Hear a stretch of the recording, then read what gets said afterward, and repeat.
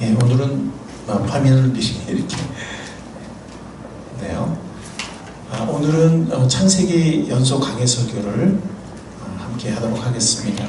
창세기 47장입니다.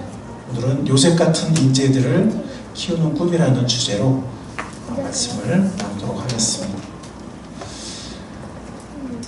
아픔과 상처를 겪으면서 성장한 사람들이 그것을 뛰어넘어 성숙하고 훌륭한 사람들이 되기는 생각처럼 쉽지 않지만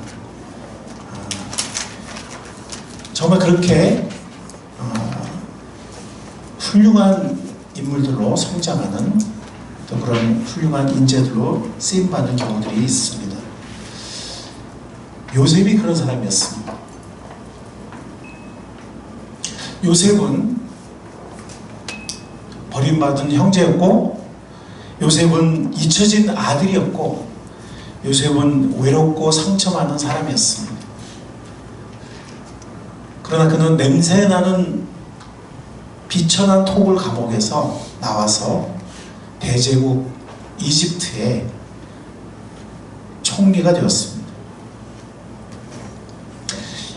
이 지혜 많은 이 요셉, 그의 지혜의 비결은 늘 주님과 동행하는 삶이었습니다.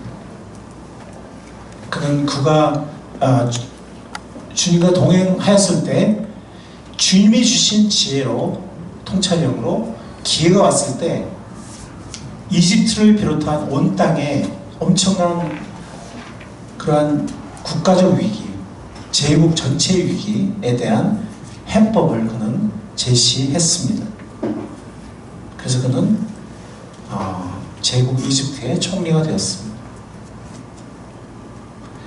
오늘 창세기 47장은 이제 본격적인, 물론 이제 그가 기근이 닥쳐오기 전에, 즉 풍년이 7년이 있게 되고 그 후에 엄청난 기근 7년이 있게 됐는데, 그 풍년의 7년 때 방심하면 안 되고 흥청망청 하거나 아니면 미래를 대비하지 않거나, 늘 이런 시간이 계속되겠지 하고 미래를 대비하지 않거나 그러면 큰일이 난다.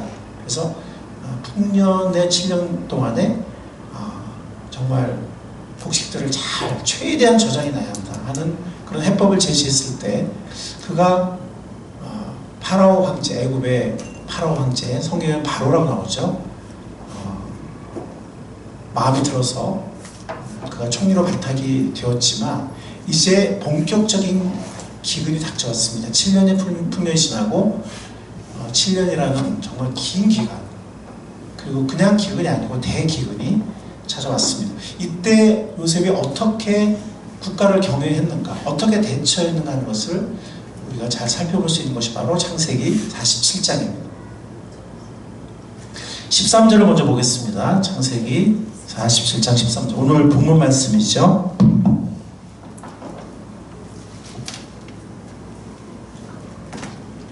창세기 47장 13절을 보겠습니다.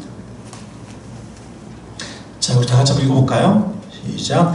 기근이 더욱 심해지더니 온 세상에 먹거리가 떨어지고 이집트 땅과 가나안 땅에서는 이 기근 때문에 사람들이 야유어갔다.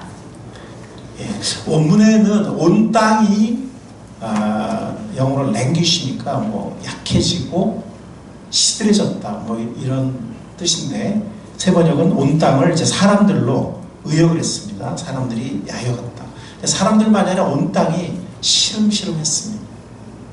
엄청난 대응이 닥쳤기 때문에 땅도 새카맣게 타들어가고 온 땅이 그렇게 약해졌습니다. 자, 이렇게 양식이 다 떨어져 갔기 때문에, 즉 쌓아둔 것, 국가적으로 요셉이 비축해 놓은 것 외에는 사람들이 갖고 있는 양식이, 기근이 7년이잖아요. 계속 진행되면서 양식이 다 떨어졌습니다. 아마 1년도 안 돼서 떨어졌을 거예요.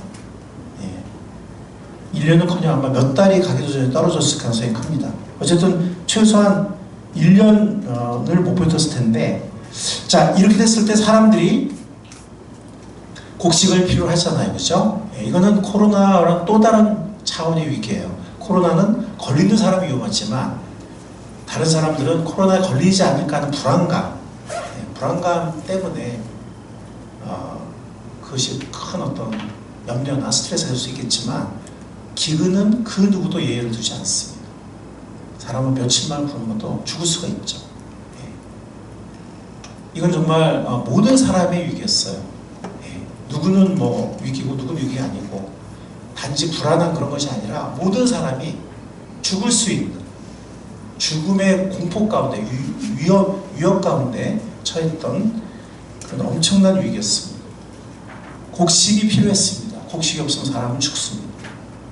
근데 이제 모든 사람들이 소유한 곡식이 다 동이 나고 이제 비축된 곡식밖에 없어요. 예, 비축된 곡식밖에 없습니다.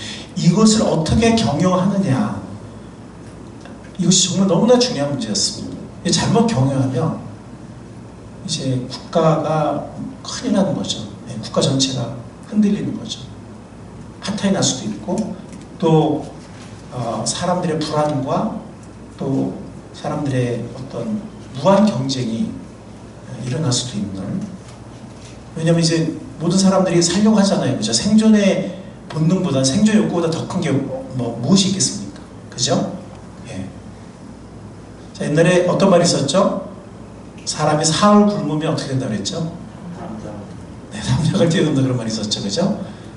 사흘을 굶으면 아무리 뭐 교양 있고 아무리 뭐 점잖은 사람도 담을 뛰어넘을 수 있다는 거예요. 왜? 살고 싶으니까. 너무 배고프니까. 저도 고등학교 때 뭐 그런 비슷한 경험했다는 거 제가 말씀드렸죠. 그죠? 친구들 도시락 막 점심시간에 막 도시락 막 뺏어먹고 막 그랬거든요. 근데 그냥 먹으라고 하긴 했는데 제가 그냥 뭐 엄청나게 그냥, 예, 그러고 나서 제가 가만히 생각해보니까 사람이 정말 3일 굶으면 담을 뛰어넘는 말이 있는데 정말 그렇게 될 수도 있겠구나 이런 생각이 들더라고요. 자, 어떻게 곡식을 배분할 것이냐. 자, 무상배분을 할 수도 있겠죠. 그죠?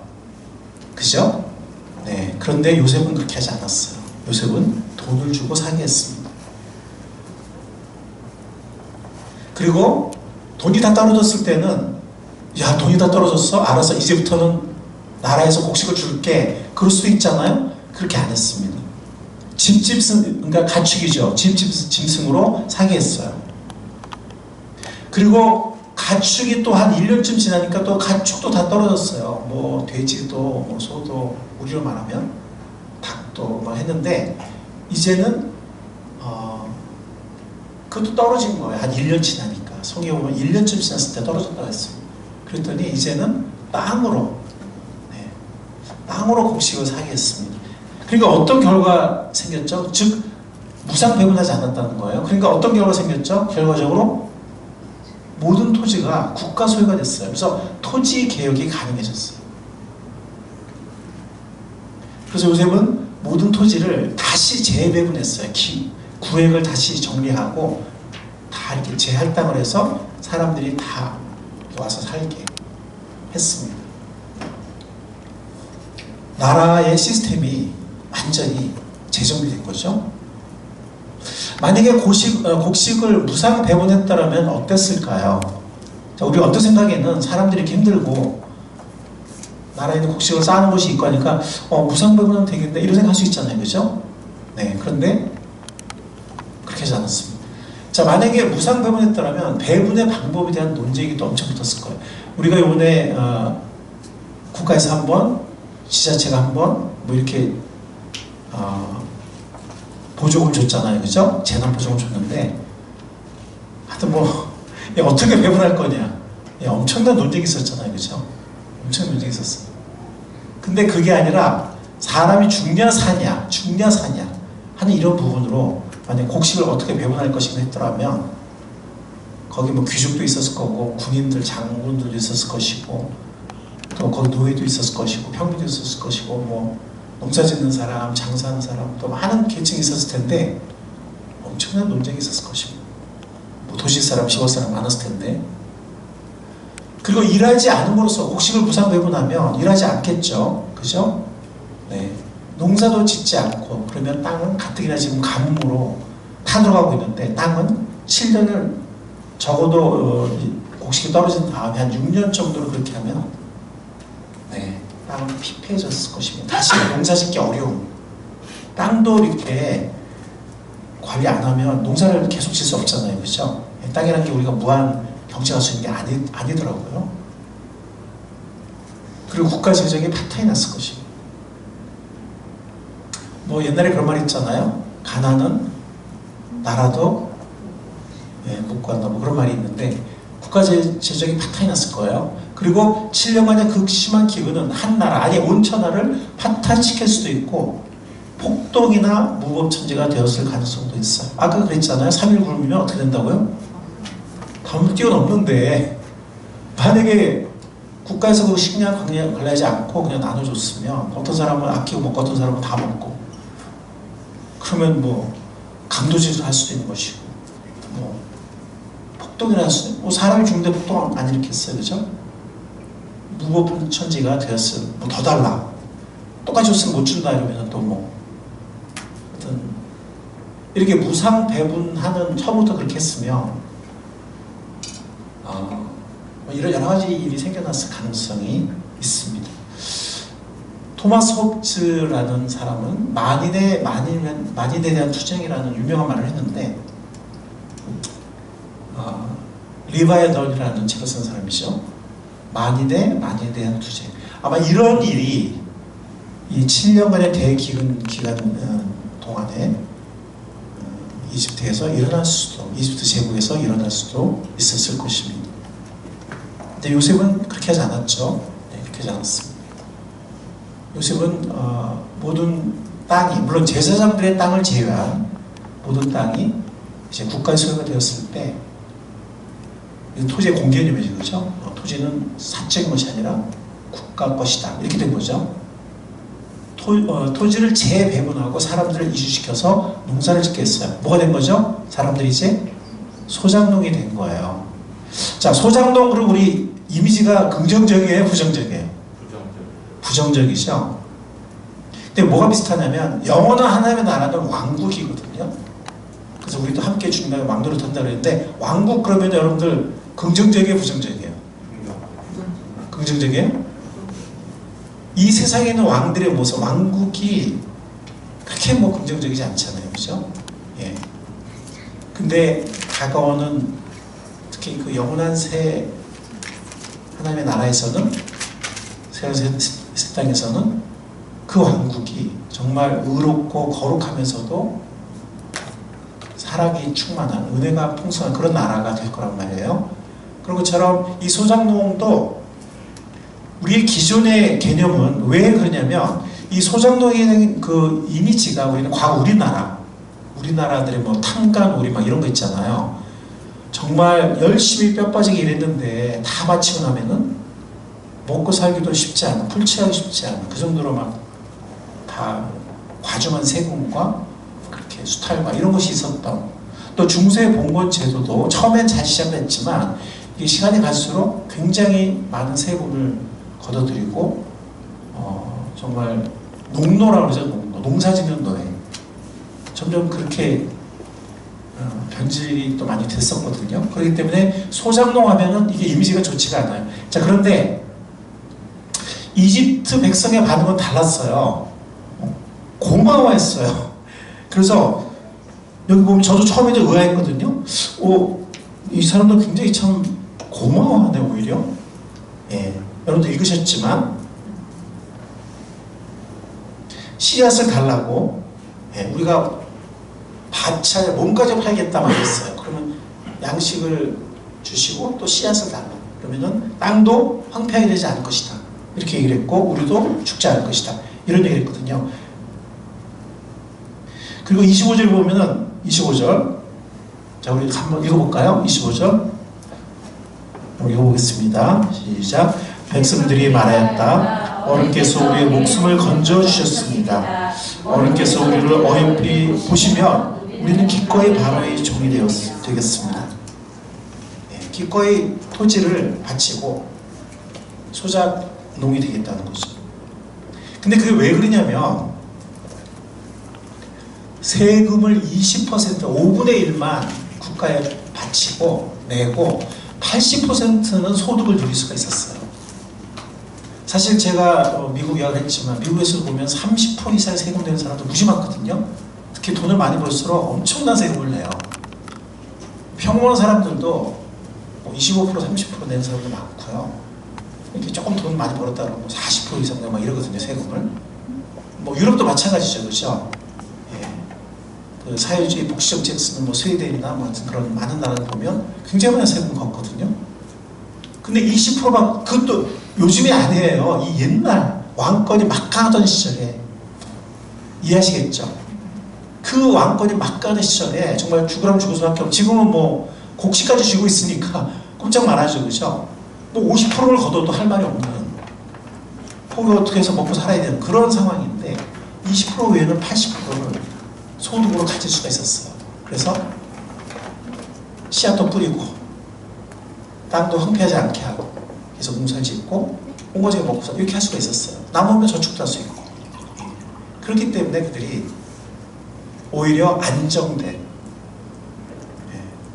혼란스러운 그런 사회가 아니고 막 논쟁하고 싸우고 막 혼란스럽고 불안하고 막 이런 사회가 아니고, 또 혹시 곡식을 못 구하지 않을까 막 이런 것이 아니라 안정되게 소득을 취할 수 있고 농사를 지을 수 있고 땅도 경작하고 그리고 풍성한 소득도 가질 수 있고, 이걸 선호했던 거예요, 사람들이. 고든 웨난 박사는 창세기, 그의 유명한 창세기 주석에서 이렇게 해설을 합니다. 고대 사회에서는 종살이는 궁핍에서 벗어나게 해주는 방법으로 수용되었으며 자비로운 주인 아래서는 아주 편안한 신분이 될 수 있었다. 한번 보디발 밑에 있었던 요셉을 생각해 보시면 좋을 것 같아요. 그리고 어떤 노예들은 정말 가정의 모든 관리를 한다든지 아니면 자녀의 어떤 멘토가 된다든지 이런 일도 있었거든요. 그래서 그 히브리 종에 대한 모세오경에 보면 그런 얘기가 나와요. 만약에 히브리 종이 자유몸이 될 수 있지만, 예를 들어서 어떤 뭐 빚을 다 갚았다든지 아니면 뭐 어떤 자유몸이 될 수 있는데, 그럼에도 불구하고 계속 주인과 함께 있기를 원하면 문설주에 가서 어떻게 하라고 그랬죠? 귀에 구멍을 뚫으라고 그래요. 그건 뭐냐면 스스로 자원해서 종이 된 사람들이에요. 무슨 뭐 빚이나 팔렸거나 아니면 뭐 그런 게 아니고 자유이 될 수 있었는데도 스스로 주인과 함께 있기로, 그냥 종의 신분을 유지하기로 자원해서 결정한 사람, 그 사람들이 귀에 구멍이 뚫린 사람들이에요. 그러니까 그런 사람들도 있을 정도로 우리가 생각하는 뭐 영화에 나오는 우리나라 때 옛날 뭐 조선시대에 있는 막 그냥 막 짐승 취급할 정도로 막 마음대로 죽일 수도 있고 막 너무 학대하고 막 착취하고 막 이랬던 그 이미지만 생각하실 필요는 없어요. 그래서 고대, 계속 얘기한다면 고대의 종살이는 최선의 상태로는 종신 고용과 같았으며, 물론 최선의 상태를 말하는 거예요. 모든 고대 종들이 그랬다는 얘기가 아니고 경우에 따라 다르다는 거죠. 근데 또 우리는 모든 고대 세계의 어떤 종들이 다 그랬다고 생각해도 안 되지만, 또 모든 경우에 모든 시대의 그 종들이 그렇게 뭐 학대당하고 수탈당하고 비참했다, 또 이렇게 모두 다 어떤 것이든 100% 그랬다고 생각할 필요는 없습니다. 그래서 고대의 종살이는 최선의 상태로는 종신 고용과 같았으며 반면에 자유인은 자영을 하는 사람에 좀 더 가까웠다. 후자가 좀 더 자유로울지는 몰라도 그는 더 많은 위험에 직면한다, 이렇게 해설을 했습니다. 그러니까 지금 이집트 백성들은 이 더 많은 위험에 직면하는 자유인이 되기보다, 왜냐하면 지금 7년의 대기라는 건 엄청난, 이 코로나 이거랑은, 이것도 엄청난 세계적인 사건이지만 더 위태로워, 더 불안한, 엄청난 국가적 위기였거든요. 그리고 잘못하면은 정말 만인에 대한 투쟁이 생길 수도 있는, 어떤 일이 벌어질지 모르는 무법 상태가 될 수도 있는 그런 위기였는데, 그들은 좋은 조건이었기 때문에 그것이 그래서 결국에는 그들은 20%의 세금을 바치고 80%는 누릴 수 있는 그것을 굉장히 좋게 백성들이 생각을 했던 것입니다. 자, 이것은 오늘의 본문 말씀에 보면 오늘날까지도 이 법이 이집트에 유효하다 그랬어요. 오늘날이 언제냐면 모세가 출애굽을 하고, 그렇죠, 모세가 출애굽을 하고 그 모세오경을 쓸 때예요. 그럼 언제죠? 430년 후예요. 출애굽 당시까지도 이 법이 지속됐다는 거예요. 그죠? 예, 그러니까 고대 문명 국가에 굉장히 좋은 법이었던 거죠. 어떻게 보면 선진국다운 그런 굉장히 좋은 법이었던 거죠. 앨런 로스 박사는 이렇게 상황을 요약한다면 이렇게 말할 수 있는데, 요약해서 말하면 그 땅의 사람들은 다 굶어 죽거나 무법천지가 될 수 있었는데 요셉의 지혜로 생존하고 안전하게 했을 뿐만 아니라 땅도 보호하게 되었다는 거예요. 결과적으로 백성은 바로에게, 바로 파라오 왕을 성경 바로라고 그러죠. 20%의 세금을 내는 것 외에는 80%의 수확을 갖게 되었다는 거죠. 먹고 사는 것과 땅의 경제를 위해서. 그리고 나라는 굉장히 안정돼 있었고, 그리고 곡식도 계속 보장돼 있었고, 네, 그러한 경영을 요셉이 펼쳤습니다. 그러니까 저도 처음에 읽으면, 저도 뭐 사람이잖아요. 이거 뭐 다 그냥 땅을 바로의 것이 되게 했는데, 사람들 그럼 다 소장농이 된 거네? 요셉이 뭐 이거 잘한 건가? 처음엔 좀 그런 생각이 들었어요. 근데 잘 연구를 해보니까, 그 당시로서는 이것이 굉장히 지혜로운 결정이었구나 라는 것을 이해하게 되었습니다. 앨런 로스 박사는 이렇게 평가를 합니다. 이제 창조와 축복이라는 유명한 창세기 주석을 쓰신 분인데, 지혜로운 지도자는 번성이 하나님 한 분으로부터 오는 것임을 분별하고, 하나님의 뜻, 말하자면 하나님께서 약속의 성취 가운데 계획하신 축복에 관해 계시하신 것을 조차 선택해야 한다 라고 말하면서, 요셉은 하나님의 계획에 대한 자신의 믿음을 통해, 그리고 그것을 관리하는 자신의 기술을 통해 이 지혜의 본보기가 되었다라고 말합니다. 즉 요셉은 정말 신앙이, 살아있는 신앙을 가진 사람이었잖아요. 그 어떤 위기와 또 기약 없는 무한정의 기다림 속에서, 또 상황은 계속 악화되어 가는 중에서도 믿음을 버리지 않고 하나님과 늘 동행했던, 모함을 받으면서도 또 수많은 역경을 겪으면서도, 사람들의 버림받음을 당하면서도 주님과 늘 동행했던 그런 믿음의 사람이잖아요. 뿐만이 아니라 요셉은 굉장히 지혜로운 사람이었어요. 기술이 있는 사람이었고 지혜가 있는 사람이었다는 거죠. 이걸 겸비한 사람이었습니다. 즉 요셉은 하나님이 주신 지혜로 애국과 온 땅 사람들의 생명을 구하고 나라를 안정시켰고, 모든 사람의 생명을, 안전을 담보했으며, 뿐만이 아니라 고센 땅에서 이스라엘을 보존시키고 번영시켰다는 거예요. 만약에 사회가 불안정해지면 가장 위험 대상이 뭐냐면 외국인이에요. 지금 코로나에서도 보면 우리나라 사람들이 곳곳에 붕변 나가잖아요. 우리 중국 사람도 아닌데 중국 사람 생겼다는 그 이유 하나만으로 곳곳에서 막 붕변 나가고 이러잖아요. 근데 이 정도가 아니라 막 사람들이 죽게 생겼다 이래봐요. 그러면 어떤 변을 당할지 모르죠, 외국인들이. 우리도 지금 목사님인데 너희들은 뭔데 우리나라 땅에서 이렇게 되거든요.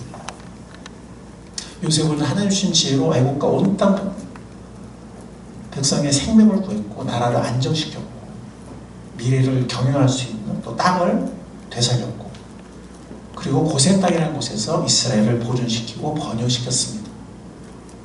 그래서 창세기 47장 27, 오늘 본문 말씀 마지막에 보면 한번 읽어보겠습니다. 시작. 이스라엘 자손은 이집트의 고센 땅에 자리를 잡았다. 거기에서 그들은 재산을 얻고 생육하며 번성하였다. 자, 저번에도 제가 한번 지도를 보여드렸는데, 고센 땅은 이집트 지금 사실 이만큼 커요. 나중에 그 이디오피아까지 다 지배를 하거든요. 굉장히 큰데, 이 나일강 삼각주에 있는 지역이 고센 땅이에요. 굉장히 풍요롭지만 여기만 국가의 수도나 센터 됐던 건 아니에요. 역사를 보면 여기가 수도가 되거나, 또 이 북부 쪽에서 또 수도나 신전이 있는 경우도 많았습니다. 어쨌든 요셉은 이스라엘 백성을 고센 땅의 중심주 중에 하나가 이 라암셋이에요. 나중에 이제 그들이 굉장히 번성해서 바로가 탄압하게 되었을 때, 즉 모세 출애굽 당시에는 람셋에서 국고성을 짓기 위해서 노예로 동원됐다, 이스라엘 백성들이. 그런 말이 나와요. 람셋의 건축 사업에 이스라엘 백성들이 동원이 됐던 거예요.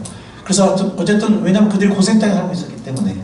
근데 보면 출애굽할 때 가장 빨리 탈출할 수 있는 지역이에요. 가장 빨리 탈출할 수 있는. 물론 그들이 말이 없었기 때문에 수많은 그 숫자 있잖아요. 그들이 탈출했을 때 처음엔 내보내주잖아요. 왜냐면 10가지 제약이 닥쳐오니까 나중에는 순수히 내보내요. 그래 나중에 이게 아니지 했을 때 쫓아오잖아요. 그죠? 근데 만약에 뭐 여기서 출발했다 이러면은 다 잡혔죠. 그죠? 근데 다행히 그들이 홍해라고 불리는 데까지 왔을 때 그들이 쫓아왔어요. 그래서 하나님이 그걸 기둥으로 막으시죠. 그죠? 불기둥과 그걸 막으시고 이제 그들이 홍해를 건널 준비가 되었을 때 불기둥을 치우세요. 쫓아오도록 해서 그들이 나중에 홍해에서 수장이 되죠. 그러니까 굉장히 그 출애굽에 가까운 그 지역에 그들이 살게 되었습니다. 거기서 오늘 창세기 27장 말씀에 보면 그들이 정착을 하고 번성했다 라고, 그러니까 물질적으로도 또 숫자적으로 번성했다고 오늘 본문 말씀은 말씀하고 있습니다. 요셉의 지혜에 대해서 생각해보면 요셉은 참 지혜로운 사람이었거든요. 아까 우리도 처음에 왔을 때 왜 무상배분 안 했지? 이렇게 생각을 좀 했었는데 가만히 연구해보고 그 당시에 여러 생각해보니까 이건 참 지혜로운 일이었구나. 참 요셉이 지혜로운 사람이었구나. 굉장히 이렇게 뭐라나 생각 깊은 사람인 거죠. 가장 쉬운 거는 나눠주면 되는 거예요. 그게 쌓여져 있으니까. 근데 굉장히 깊이 생각하는 사람이었어요. 잠언 8장 15절에 보면 내 도움으로 왕들이 통치하며 고관들도 올바른 법령을 내린다 했습니다. 이 내가 뭐냐면 지혜예요. 이 잠언 8, 9장은 주어가 지혜거든요. 지혜를 마치 사람처럼 의인화해서 지혜가 스스로 말하도록 이렇게 하거든요. 거기 보면 내 도움으로 왕들이 통치한다. 즉 지혜가 없으면 국가가 올바로 경영되지 않는다는 것입니다. 우리는 요셉의 지혜에서 살펴보고 있는데, 즉 그는 계시된 하나님의 뜻과 조화를 이루며 살아가는 여호와의 신실한 종이었고 하나님과 동행하는 그의 삶을 통해서 특별한 지각과 통찰력을 그가 소유하게 되었다는 거예요. 그리고 그것을 발휘할 수 있었다는 거예요. 이런 통찰력과 지각을. 요셉은 인지했던 거죠. 왜냐하면 우리가 창세기 몇 장이죠? 이전 장이죠. 창세기 그가 처음에 감옥에서 호출되었을 때를 말하는 거예요. 40몇 장이죠.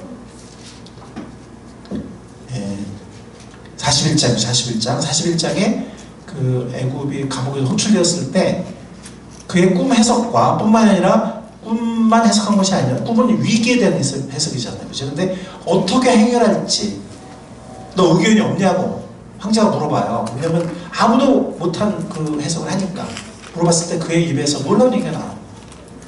이렇게 하시면 될 것입니다 했을 때 파라오가 깜짝 놀랐죠. 그래서 그를 총리로 세웠는데 그때 어떤 말을 하냐면 이렇게 말을 해요. 이걸 제가 성경에서 그대로 인용한 거예요. 세번역에서 하나님의 영이 함께하는 사람을, 이 사람 말고 이 사람이 누구죠? 요셉이죠.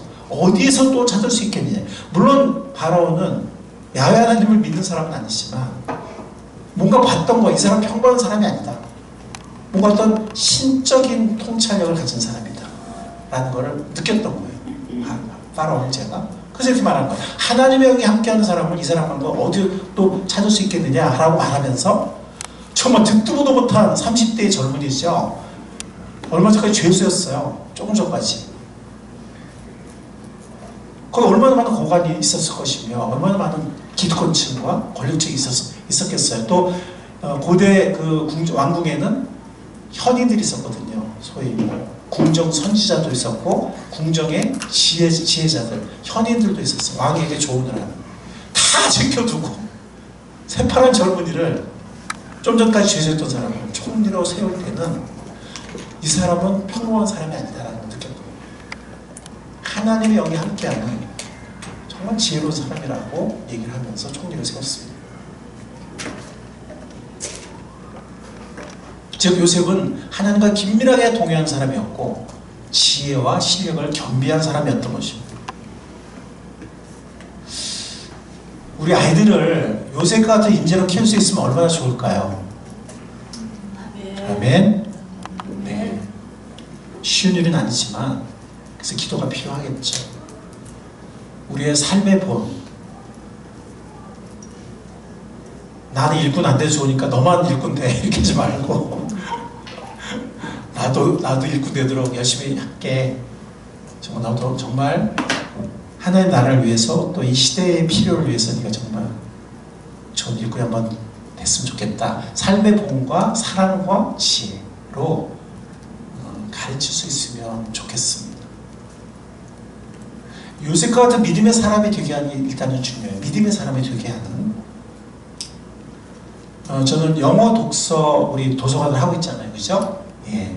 그래서 제가 언젠가도 제가 그런 얘기를 여러 번 말씀드렸을 텐데 책을 계속 읽으면 자 지금 책을 제가 몇 권 가져왔어요. 제가 휴관 기간 동안에 한 30권 정도 책을 읽었는데 그 중에서 유익한 책, 뭐 도움이 된 책도 있었지만 또 감동이 된 책들도 있었거든요. 아니면 어떤 책은 그냥 재미만 있는 이런 책도 있었는데 제가 몇 권 가져왔는데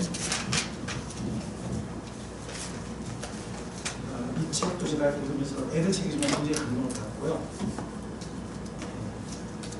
이 책도 좀 따뜻한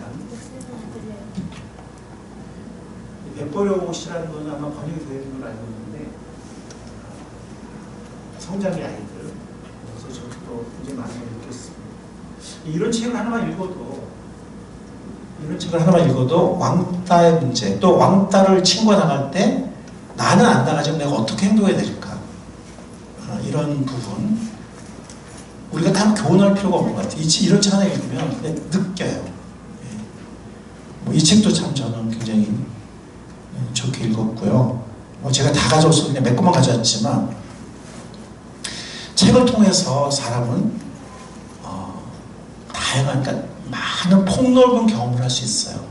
내가 다 할 수 없는 다른 문화권과 다른 처지에 있는 사람들과 많은 그런 간접 경험을 굉장히 폭넓게 할 수 있어요. 그때 어떤 공감의 능력과 또 배려의 능력이 생기거든요. 그리고 책을 끝까지 읽을 때는 또 집중하게 되고 집중력도 키워지죠. 그리고 책을 읽을 때 점점 이런 책들이 이제 그림이 줄어들어요. 나중에는 그림이 없어져요. 뭐 그림을 보며 상상하긴 하지만 나중에 그림이 없어질 때는 스스로 상상을 하죠. 그러면서 상상력과 창의력도 개발이 돼요. 책을 많이 읽을 때 어휘력, 우리의 사고의 기본 단위가 되는 어휘력이 늘고 또 문장 이해력과 문장 구사력이 늡니다. 사고력과 논리력도 늘죠. 상식과 지식도 늘죠. 이 모든 것이 리더의 자질이거든요. 그래서 많은 선진국에서 책을 이렇게 많이 읽힌 거예요. 학원 같은 데 잘 안 가고 책을 많이 읽힌 거예요. 학원에 가면 그냥 막 외우고 문제풀이 요령 익히고 반복해서 딱 보면 풀 수 있게 만들고 또 하는 걸 외우게 하고 이렇게 하는데 점수 위주로 하죠. 근데 책을 많이 읽을 때 정말 리더로서의 많은 자질들이 개발이 되거든요. 그래서 영어 독서를 하기 때문에 영어까지 잡는 동시에 될 수 있을 것 같아요. 그리고 여기 보면 이 책은 The Power for True Success라는 책이거든요. 뭐냐면 참된 성공을 위한 힘. 근데 이게 바로 뭐냐면 인성이라는 거예요. 그래서 이 안에 보면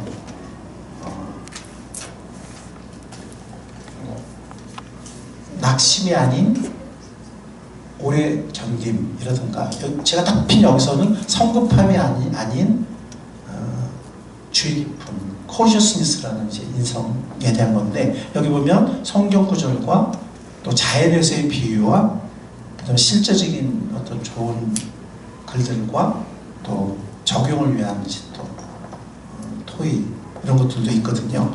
여기 몇 시까지의 인성이 나오는데 뭐 둘 중에 하나 번역을 하든지 아니면 우리 아이들의 영어 실력이 늘어서 바로 영어로 같이 할 수 있는 또 그렇게 되든지 했으면 좋겠습니다.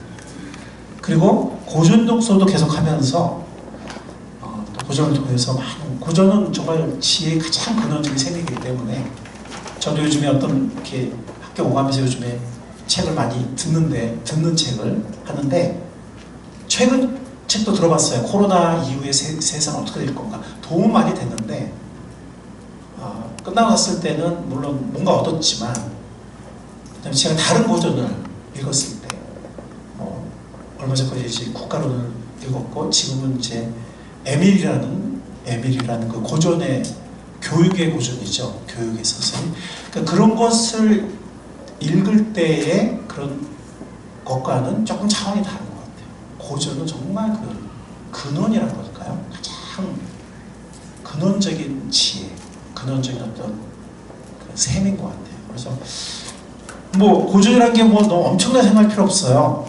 이 15소년 표류기에서 굉장히 많은 걸 배우고 인간에 대해서 또 팀워크에 대해서 배려나 뭐 갈등의 해소에 대해서 어린이 고전이죠. 어린이 고전. 이런 건 2, 3학년도 읽을 수 있거든요. 읽고 토론할 수 있어요. 네. 그리고 이런 가려 뽑은 삼국유사이론 이런 책도 있고 지금 노노는 제가 못 가져왔는데 뭐 노노도 있고 또 철로역정 그죠? 신고 이런 것도 있어요. 예. 청소년을 위한 백범일지 이런 것도 있고 저 이 책 굉장히 읽고 싶어요. 언젠가 읽을 거예요. 뭐 슈가 있죠 이런 책도 있고 그러니까 고전이라는 것이 뭐 꼭 엄청 어렵고 뭐 꼭 그런 것만은 아니거든요. 예. 그래서 뭐 자라투스트라 이거는 정말 저거 읽으면서 너무 어렵더라고요. 근데 고전이라는 건 이렇게 쉬우면서도 정말 그 두고두고 감명을 주는 영감을 주는 그런 책들도 많이 있거든요. 그래서 물론 이제 아이들 학년 올라가면서 좀 더 어려운 고전도 읽을 수 있겠지만 그래서 정말 이런 것들을 통해서 우리 아이들을 또 리더의 자질들을 이렇게 또 개발되게 하면서 우리 아이들이 요셉 같은 인재가 될 수 있다면 얼마나 좋을까 하는 생각을 해봅니다. 여러분 우리가 이런 교육사를 하는 데 있어서 우리 모두가 함께 할 수 있길 바랍니다. 아멘. 아멘. 누구든지 기여할 수 있어요. 그래서 제가 뭘 할 수 있죠? 이렇게 하면 저한테서 물어보세요. 제가 일거리를 드릴게요. 우리 모두가 기여할 수 있습니다. 정말 우리 아이들을 정말 훌륭한 인재가 되게 하는 일에 함께 할 수 있습니다. 꿈을 우리가 품는 게 중요할 것 같아요. 먼저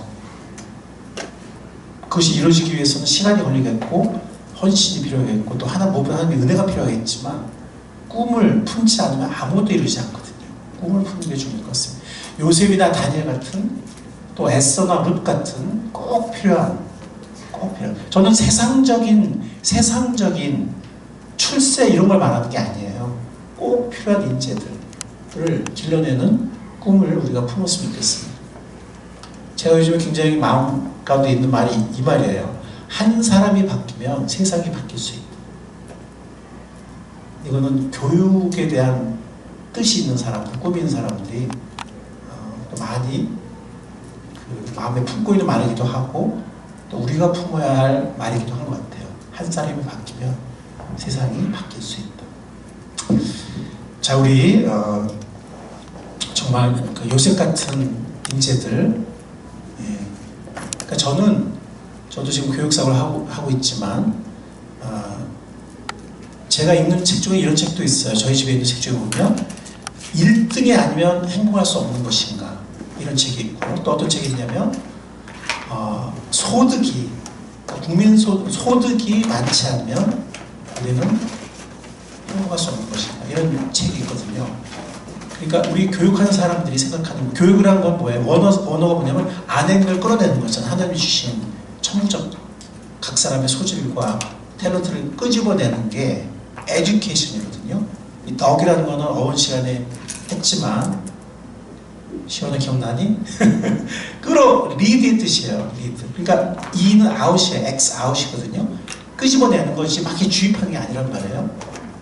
그리고 1등부터 성적표 주세요 이런 게 아니거든요. 각 아이의 다름과 장점과 소질을 잘 관찰해서 끄집어내는 게 교육이거든요.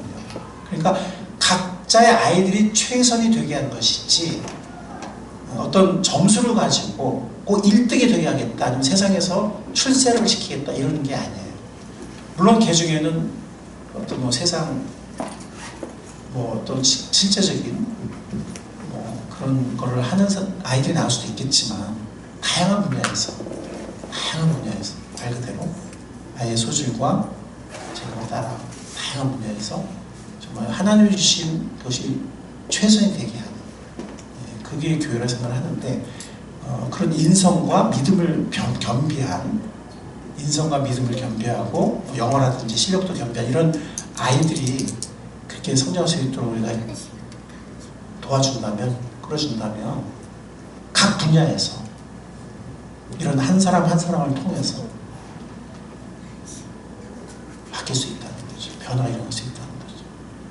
우리 그런 꿈을 품고 사는 우리 교회가 됐으면 좋겠습니다.